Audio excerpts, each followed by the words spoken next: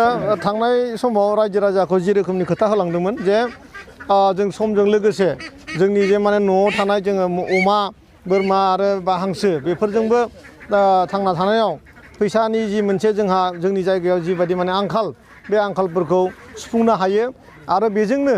दानि थासारियाव मोनसे गोजौ थाखोआव थांनायनि मोनसे रांखान्थि दिगाव गोजौ थाखोआव थांनायनि मोनसे राहा लामा जायो बेखायनो बेखौ नायनानै जोङो बिटिआर सरकारनिफ्राय जोंनि जि माने मोनब्रै डिस्ट्रिक्ट बे डिस्ट्रिक्टआव जोंनि बिब' बिनानाव बा जोंनि आइमोननो होलांनाय खोथाखौ लाखिनो थाखाय दिनै अदालगुरियाव जोंनि मोनसे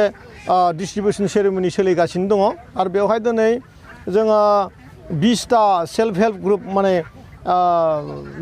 सेल्फ हेल्प ग्रुपनो जोङो बोरमा राननाय जागोन आरो लोगोसे हांसो आरो फैगौ समाव जों अमाबो राननायनि मोनसे फांसन दंबावो आरो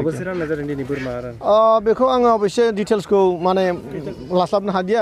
डिभिजनाव दङ खिन्थु आं मिथिगौ जे 20टा बेनिफिसियारिया बोरमायाव दङ आरो 20टा बेनिफिसियारि माने हांसोनि दङ आरोखि नुनो मोनदों जे गोबां सुबुंफ्रा जोंनि लाइमोनफोरानो जा बा बैसो गोनांफोरानो जा सोरबाबा माने दाउ अमा फिनानै बा मोसौ बोरमा फिनानै बिदिनो गावबा गावनि केपिटेलजों बानायनायखौ नुनो मोनदों खिन्थु बिथांमोना माखासे सरकारनिफ्राय हेल्प मोनाखै होननानै बुंगासिनो दङ बे बाथ्राखौ ओरैबायदि थांनाय समाव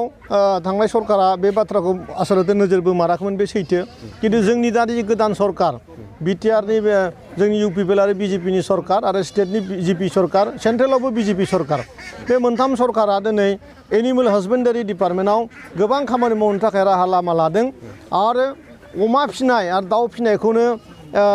एक नाम्बाराव आगोलाव दोननानै जोंनि बे मोनब्रै डिस्ट्रिक्टजों लोगोसे जोंनि आसामावनो मोनसे बांग्रिं आं आगोलावबो बुंखांबाय मोनसे बांग्रिं बायदि मोनसे सोमावसारनाय लाबोनो नागिरदों खारन दिनैनि दिनाव जि जोंनि आगोलनिफ्रायनो जोंनि बर' जाथियानो जाबा जोंनि बे ओनसोलनि हालामाव बे जोंजों न'जों सिथाबफानाय मोनसे खामानि गतिके बेखौ दा जों कमार्शियेल लाइनाव लांनानै जों बाहेरा हादोराव जाहाथे जोंनि अमाया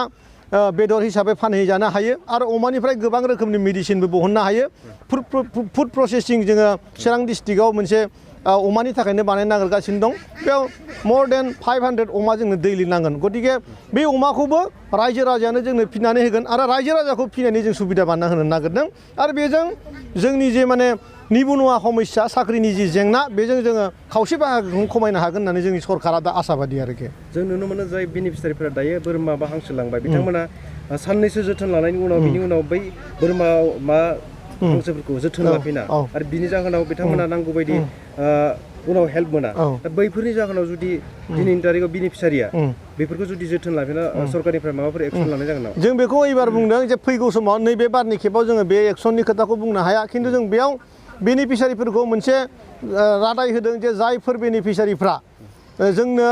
जि साननानै बे बेनिफिसियारिफोरनो जों बै बोरमा बा अमा दाउखौ होदों बिथांमोना जुदि मावफुंनानै होयोबा फैगौ समनि जि सिजन जि बाजेट सिजनाव जों बेखौ मोनसे आरो क्ल'ज मोनसे बानायना लादों जे बिसोरनो जों डाबल जेरै 10टा करि बोरमा मोनसे बेनिफिसियारिया मोन्दों बेनो जोङो 20टा करि बोरमा आरो होबावगोन सोरबाया 10टा अमा मोन्दोंबा 20टा करि अमा नेक्स्ट बारावनो बिथांमोना मोनगोन जों फार्स्टआव बे लाइनाव थांगासिनो दं जों एक्सननि खोथाखौ सानथ'वाखै आरोखि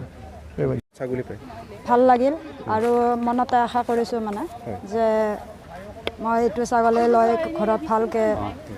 পুহিম ভালকৈ ৰাখিম যত্ন ল'ম আৰু ভাল কৰি দেখাম সেয়ে মনত ধাৰণা নাই কি ক'ব চৰকাৰৰ যিহেতু আপুনি চৰকাৰৰ পৰা যে সঁহাৰি পাইছে ছাগলী কি কবি চৰকাৰৰ ধন্যবাদ দিব না চৰকাৰৰ মই বহুত আমাৰ প্ৰমোদ ছাৰক ধন্যবাদ জ্ঞাপন কৰিছোঁ যে ছাৰে আমাক ভাল কিবা দেখুৱাই দিছে মানে আমাৰ উন্নতিৰ বাবে সেইটোৰ কাৰণে মই বহুত ধন্যবাদ জনাইছোঁ